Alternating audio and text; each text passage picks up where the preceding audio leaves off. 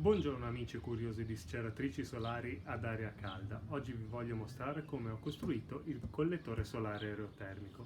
Il collettore è il motore della sceratrice ad aria calda perché ha lo scopo di catturare il calore proveniente dal sole e di trasferire questo calore all'aria che verrà poi fatta circolare all'interno della sceratrice.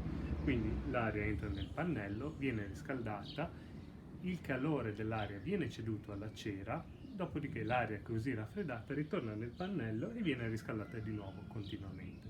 Adesso andiamo a vedere pezzo per pezzo come è fatto e come si può costruire il collettore ad aria calda.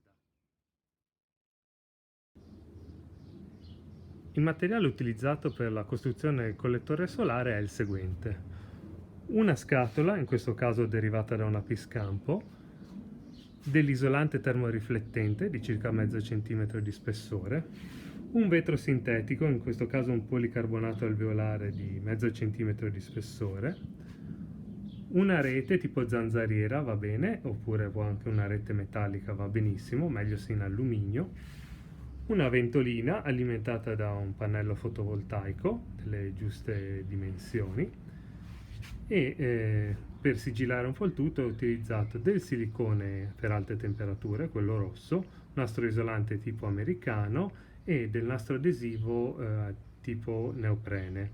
Ho utilizzato anche del colore nero in bomboletta spray per colorare l'interno poi della scatola che aiuta ad assorbire i raggi solari.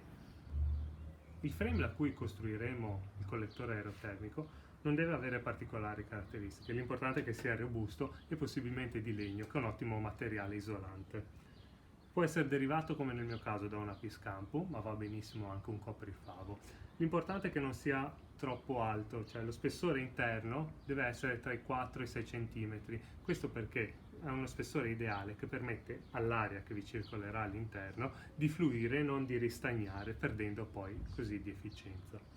Bisogna inoltre creare le aperture, quelle per la ventola e quelle per l'ingresso dell'aria dalla sceratrice al collettore. Ricordatevi che l'area di uscita e l'area di ingresso devono essere uguali, questo per non creare delle strozzature. Il collettore andrà poi coperto con il termoriflettente, con l'isolante e dipinto di nero. Ricordatevi di mettere l'isolante anche lungo i 4 bordi. Il passaggio successivo è la costruzione dell'assorbitore solare. L'assorbitore non è altro che materiale che assorbe il calore che arriva dal sole e lo trasferisce all'aria che circola all'interno del collettore solare. Nel nostro caso utilizziamo una zanzariera in fibra di vetro, può andare benissimo anche una zanzariera in alluminio, e che è stata montata su un telaino di legno. Si può anche semplicemente graffettare la zanzariera all'interno del frame di legno in modo tale che comunque l'aria ci passi attraverso.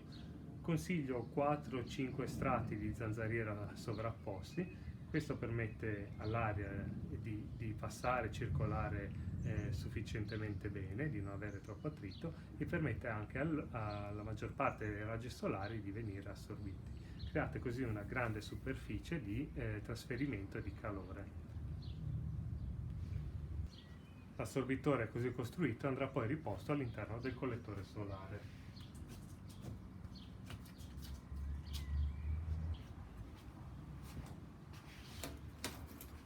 Una volta costruito l'assorbitore andiamo a sigillare il collettore solare con un vetro.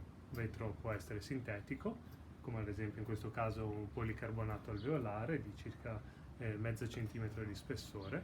Consiglio uno spessore anche di 1 centimetro perché migliora molto l'efficienza, il costo non è poi così elevato e dà veramente dei buoni risultati.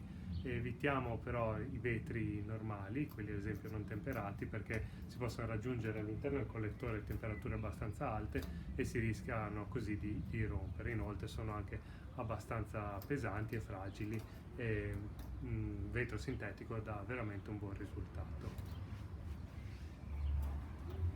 Possiamo sigillare il vetro lungo i bordi con del silicone per alte temperature, quello rosso, e poi chiudere qualsiasi spiraglio d'aria che possa entrare all'interno con del nastro di tipo americano lo mettiamo lungo i bordi, così abbiamo la sicurezza che il vetro non si sposta più e è tutto ben sigillato, non abbiamo anche fuoriuscite di calore.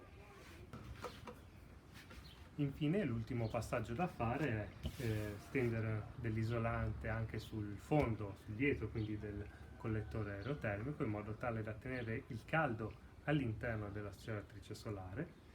Chiudete anche i bordi con dell'isolante di tipo neoprene, in modo tale che non ci siano fuoriuscite di calore o ingresso di aria.